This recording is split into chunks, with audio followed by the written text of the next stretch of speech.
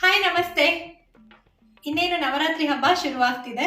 ನವರಾತ್ರಿ ಹಬ್ಬವನ್ನ ಎಲ್ಲೆಡೆಯಲ್ಲಿಯೂ ಸಡಗರ ಸಂಭ್ರಮದಿಂದ ಆಚರಣೆ ಮಾಡ್ತೀವಿ.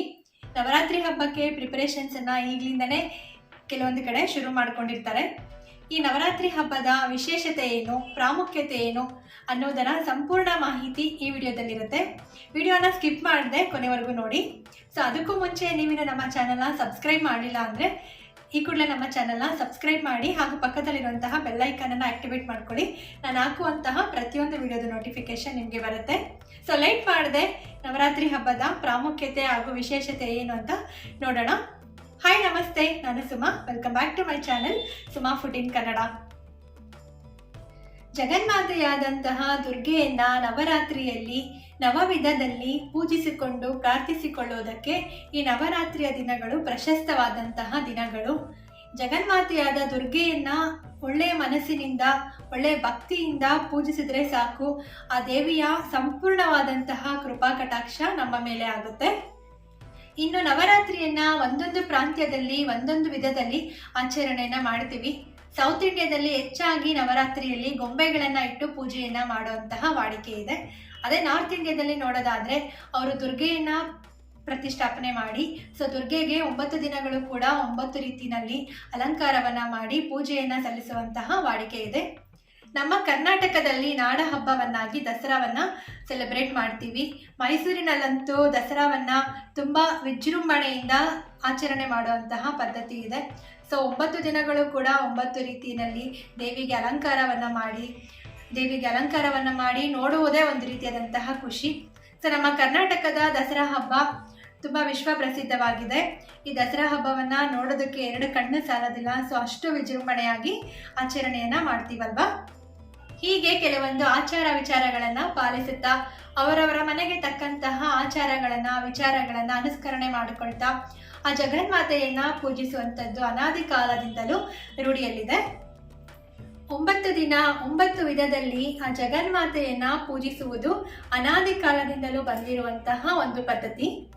ಹಾಗೆಯೇ ನವರಾತ್ರಿಯಲ್ಲಿ ನವವಿಧದ ವಸ್ತ್ರಗಳನ್ನ ತೊಡಿಸುತ್ತಾ ಆ ಜಗನ್ಮಾತೆಯನ್ನ ಪೂಜಿಸುತ್ತಾ ಹೋಲಿಸಿಕೊಳ್ಳುವುದು, ಹಾಗೆಯೇ ನವರಾತ್ರಿಯಲ್ಲಿ ನವವಿಧದ ನೈವೇದ್ಯಗಳನ್ನ ದೇವಿಗೆ ಸಮರ್ಪಿಸಿಕೊಳ್ಳುತ್ತಾ ಆ ದೇವಿಯನ್ನ ಪೂಜಿಸಿಕೊಳ್ಳುವುದು.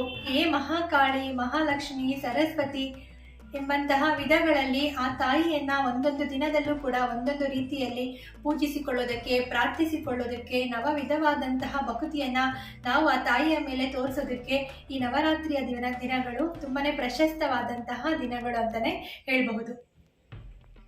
ಇನ್ನು ನವರಾತ್ರಿಯ ದಿನಗಳಲ್ಲಿ ಯಾವ್ಯಾವ ದಿನ ಯಾವ್ಯಾವ ದೇವಿಯನ್ನ ಪೂಜೆ ಮಾಡ್ತೀವಿ ಹಾಗೂ ಆ ದೇವಿಗೆ ಯಾವ್ಯಾವ ನೈವೇದ್ಯಗಳನ್ನ ಸಮರ್ಪಣೆ ಮಾಡಬೇಕು ಎಂಬಂತಹ ವಿಷಯಗಳನ್ನ ಈಗ ನೋಡೋಣ. ಇನ್ನು ನವರಾತ್ರಿಯ ಮೊದಲನೆಯ ದಿನ ಶೈಲಪುತ್ರಿಯಾಗಿ ಆ ಜಗನ್ಮಾತೆ ನಮ್ಮೆಲ್ಲರಿಗೂ ಕೂಡ ದರ್ಶನವನ್ನ ನೀಡ್ತಾಳೆ. ದುಷ್ಟ ಶಿಕ್ಷಣಕ್ಕಾಗಿ, ಶಿಷ್ಟ ರಕ್ಷಣೆಗಾಗಿ, ನಮ್ಮೆಲ್ಲರ ಸುಖ ಶಾಂತಿ ಸಮೃದ್ಧಿಗಾಗಿ ನವರಾತ್ರಿಯ ದಿನಗಳಲ್ಲಿ ಆ ಜಗನ್ಮಾತೆ ಭೂಲೋಕದಲ್ಲಿ ಸಂಚಾರವನ್ನ ಮಾಡ್ತಾಳೆ. ಸಂಚಾರ ಮಾಡುವುದಲ್ಲದೆ ಎಲ್ಲರ ಮನಗಳಲ್ಲೂ ಕೂಡ ಆಕೆ ನೆಲೆಸ್ತಾಳೆ. ಆದ್ದರಿಂದ ಆಕೆಗೆ ಆ ದಿನ ನಾವು ಶುದ್ಧ ತುಪ್ಪವನ್ನ ಸಮರ್ಪಿಸಿಕೊಳ್ಳಬೇಕು. ಯಾಕೆ ಶೈಲಪುತ್ರಿಗೆ ತುಪ್ಪವನ್ನ ಸಮರ್ಪಣೆ ಮಾಡಬೇಕು ಅಂತಂದ್ರೆ, ಆರೋಗ್ಯವೇ ಮಹಾಭಾಗ್ಯ.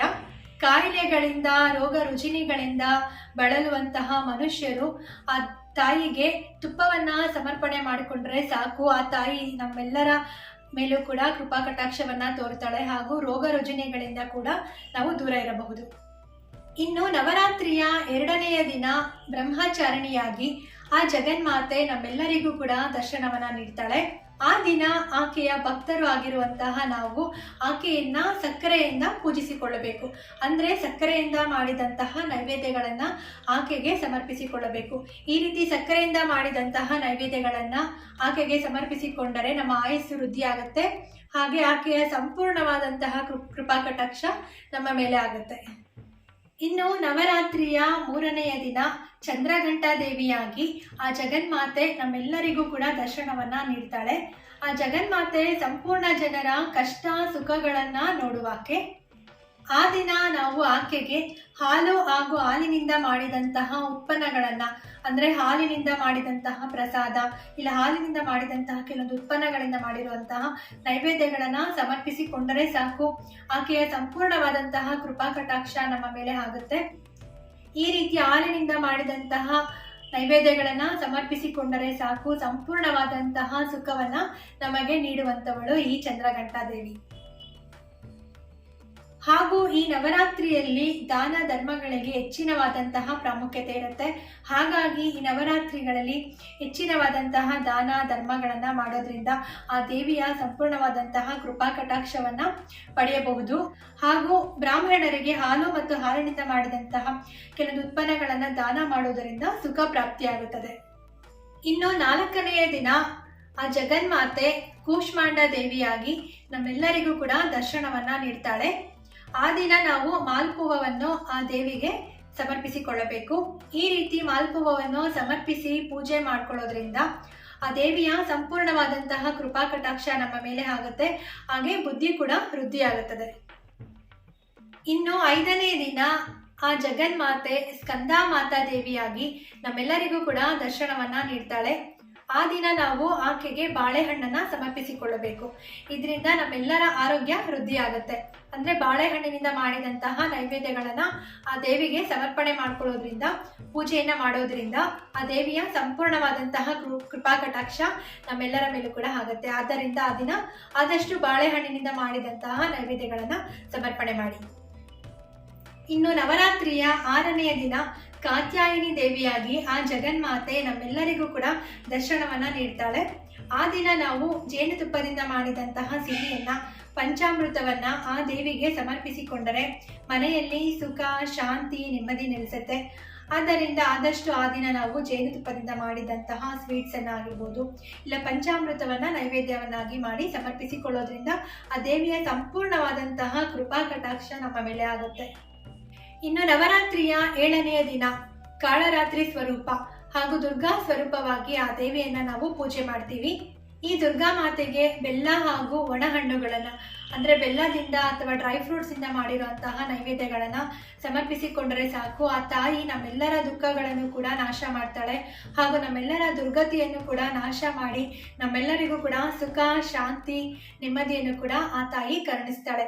ಆದ್ದರಿಂದ ಆದಷ್ಟು ನಾವು ಆ ತಾಯಿಗೆ ಈ ರೀತಿಯಾದಂತಹ ನೈವೇದ್ಯಗಳನ್ನ ಸಮರ್ಪಣೆಯನ್ನ ಮಾಡ್ಕೊಳ್ಬೇಕು. ಇನ್ನು ನವರಾತ್ರಿಯ 8ನೆಯ ದಿನ ಮಹಾಗೌರಿಯಾಗಿ ಕಾಣಿಸಿಕೊಳ್ಳುವಂತಹ ಆ ಜಗನ್ಮಾತೆಗೆ ತೆಂಗಿನಕಾಯಿಯನ್ನ ಸಮರ್ಪಿಸಿಕೊಂಡರೆ ಸಾಕು. ಮನೆಯಲ್ಲಿ ಸುಖ, ಶಾಂತಿ ಹಾಗೂ ಸಂತಾನ ಭಾಗ್ಯವನ್ನು ಕೂಡ ಈ ತಾಯಿ ನಮ್ಮೆಲ್ಲರಿಗೂ ಕೂಡ ಕರುಣಿಸುತ್ತಾಳೆ. ಹಾಗಾಗಿ ತೆಂಗಿನಕಾಯಿಯಿಂದ ಮಾಡಿದಂತಹ ನೈವೇದ್ಯಗಳನ್ನ ಈ ದಿನ ನಾವು ಆ ಜಗನ್ಮಾತೆಗೆ ಸಮರ್ಪಿಸಿಕೊಂಡು ಪೂಜೆಯನ್ನ ಮಾಡಬೇಕಾಗತ್ತೆ. ಇನ್ನು ನವರಾತ್ರಿಯ ಕೊನೆಯ ದಿನ ಅಂತಂದ್ರೆ 9ನೆಯ ದಿನ ಆ ದೇವಿಯನ್ನ ಸಿದ್ಧಾದಾತ್ರಿ ದೇವಿಯಾಗಿ ಪೂಜೆಯನ್ನಾಗಿ ಮಾಡ್ತೀವಿ. ಸಿದ್ಧಾದಾತ್ರಿ ದೇವಿ ಅಂತಂದ್ರೆ ಸಮಸ್ತ ದಾತ್ರಿಗೂ ಕೂಡ ಸುಖವನ್ನ ನೀಡುವಂತಾಕೆ. ಇಡೀ ಭೂಮಿಗೆ ಸುಖ, ಶಾಂತಿ, ನೆಮ್ಮದಿಯನ್ನ ಕರುಣಿಸುವಂತಹ ಈ ತಾಯಿಗೆ ಎಳ್ಳು ಅಥವಾ ಎಳ್ಳಿನಿಂದ ಮಾಡಿದಂತಹ ಪದಾರ್ಥಗಳನ್ನ ಸಮರ್ಪಿಸಿಕೊಂಡರೆ ಸಾಕು. ಅಹಿತಕರವಾದಂತಹ ಭಯ, ಭ್ರಾಂತಿಗಳನ್ನ ದೂರ ಮಾಡ್ತಾಳೆ. ಹಾಗೆ ಅವಸರವಾದಂತಹ ದುಃಖ, ದುಮ್ಮಾನಗಳನ್ನು ಕೂಡ ನಮ್ಮಿಂದ ತೊಲಗುವಂತೆ ಮಾಡಿ ನಮ್ಮಲ್ಲಿ ಸುಖ, ಶಾಂತಿ, ನೆಮ್ಮದಿಯನ್ನ ಕರುಣಿಸುವಂತೆ ಮಾಡ್ತಾಳೆ. ಹೀಗೆ ನವರಾತ್ರಿಯಲ್ಲಿ ನವವಿಧದ ಭಕ್ಷ್ಯ ಭೋಜಗಳನ್ನ ಮಾಡಿ ಆ ದೇವಿಗೆ ಸಮರ್ಪಿಸಿಕೊಂಡು ಅದನ್ನ ನಾವು ಪ್ರಸಾದವಾಗಿ ಸ್ವೀಕರಿಸೋದ್ರಿಂದ ಮನೆಯಲ್ಲಿರುವಂತಹ ನಕಾರಾತ್ಮಕ ಶಕ್ತಿಗಳೆಲ್ಲ ತೊಲಗಿ ಮನೆ ಹಾಗೂ ಮನದಲ್ಲಿ ದುಃಖ ದುಮ್ಮಾನಗಳೆಲ್ಲ ಸರಿದು ಮನಸ್ಸಿನಲ್ಲಿ ಹಾಗೂ ಮನೆಯಲ್ಲಿ ಸುಖ, ಶಾಂತಿ, ನೆಮ್ಮದಿ ನೆಲೆಸುವಂತೆ ಆಗುತ್ತೆ. ಸೊ ಈ ಪವಿತ್ರವಾದಂತಹ ಈ ನವರಾತ್ರಿಯ ಈ 9 ದಿನಗಳನ್ನು ಕೂಡ ತುಂಬಾ ವಿಶೇಷವಾಗಿ ಆಚರಣೆಯನ್ನ ಮಾಡಬೇಕು. ಸೊ ಈ ರೀತಿ ಆಚರಣೆಯನ್ನ ಮಾಡೋದ್ರಿಂದ ಆ ದೇವಿಯ ಸಂಪೂರ್ಣವಾದಂತಹ ಕೃಪಾ ಕಟಾಕ್ಷ ನಮ್ಮ ಮೇಲೆ ಆಗುವುದಲ್ಲ, ಮನೆಯಲ್ಲಿ ಸುಖ, ಶಾಂತಿ ಅನ್ನೋದು ನೆಲೆಸುತ್ತೆ. ನೋಡಿದ್ರಲ್ಲ ಈ ವಿಡಿಯೋ, ನವರಾತ್ರಿಯ ಸಂಪೂರ್ಣವಾದಂತಹ ಮಾಹಿತಿಯನ್ನ ಈ ವಿಡಿಯೋದಲ್ಲಿ ಕೊಡೋದಕ್ಕೆ ಪ್ರಯತ್ನವನ್ನ ಪಟ್ಟಿದ್ದೀನಿ. ಯಾವ್ಯಾವ ದಿನ ಯಾವ್ಯಾವ ದೇವಿಯನ್ನ ಪೂಜಿಸಬೇಕು, ಹಾಗೆ ದೇವಿಗೆ ಯಾವ್ಯಾವ ರೀತಿಯಾದಂತಹ ನೈವೇದ್ಯವನ್ನ ಸಮರ್ಪಿಸಿಕೊಂಡರೆ ಯಾವ ರೀತಿಯಾದಂತಹ ಭಾಗ್ಯ ದೊರೆಯುತ್ತೆ ಅಂತ ಸಂಪೂರ್ಣವಾದ ಮಾಹಿತಿಯನ್ನ ಈ ವಿಡಿಯೋದಲ್ಲಿ ಕೊಡೋದಕ್ಕೆ ಪ್ರಯತ್ನವನ್ನ ಪಟ್ಟಿದ್ದೀನಿ. ಹಾಗೆ ನಿಮಗೆ ಈ ವಿಡಿಯೋ ಇಷ್ಟ ಆಗಿದೆ ಅಂತಾನು ತಿಳ್ಕೊಂಡಿದ್ದೀನಿ. ಈ ವಿಡಿಯೋ ಇಷ್ಟ ಆಗಿದ್ದಲ್ಲಿ ಈ ವಿಡಿಯೋವನ್ನ ಲೈಕ್ ಮಾಡೋದನ್ನ ಮರಿಬೇಡಿ. ಹಾಗೆ ಇಷ್ಟೊಂದು ಯೂಸ್ಫುಲ್ ಆಗಿರುವಂತಹ ಈ ವಿಡಿಯೋವನ್ನ ಮತ್ತೊಬ್ಬರಿಗೂ ಕೂಡ ಹೆಲ್ಪ್ ಆಗೋ ಹಾಗೆ ನಿಮ್ಮ ಫ್ರೆಂಡ್ಸ್ ಹಾಗೂ ರಿಲೇಟಿವ್ಸ್ ನೊಂದಿಗೆ ಈ ವಿಡಿಯೋನ ಶೇರ್ ಮಾಡಿ. ಹಾಗೂ ನೀವಿನ್ನು ನಮ್ಮ ಚಾನಲ್ನ ಸಬ್ಸ್ಕ್ರೈಬ್ ಮಾಡಿಲ್ಲ ಅಂದರೆ ಈ ಕೂಡಲೇ ನಮ್ಮ ಚಾನಲ್ನ ಸಬ್ಸ್ಕ್ರೈಬ್ ಮಾಡ್ಕೊಳ್ಳಿ. ಎಲ್ಲರಿಗೂ ನವರಾತ್ರಿ ಹಬ್ಬದ ಹಾರ್ದಿಕ ಶುಭಾಶಯಗಳು. Thanks for watching this video.